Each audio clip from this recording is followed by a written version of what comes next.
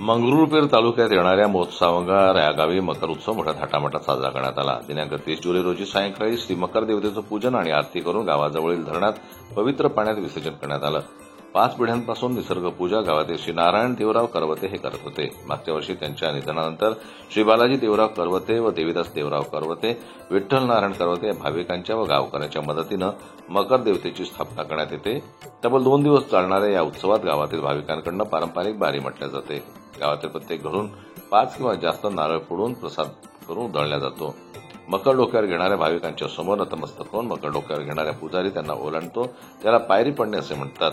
आपल्या मनातील इच्छा पूर्ण होतील अशी येथील भाविकांची आख्यायिका आहे आणि तसेच भाविकांकडून मकर देवतेचं पूजन व आरती करण्यात येते। मकर उत्सव पाहण्यासाठी यावेळी गावातील भाविकांची मोठी उपस्थिती असते। जनमत लाईव्ह न्यूज करता ज्ञानेश्वर वरघट यांची रिपोर्ट वाशिम।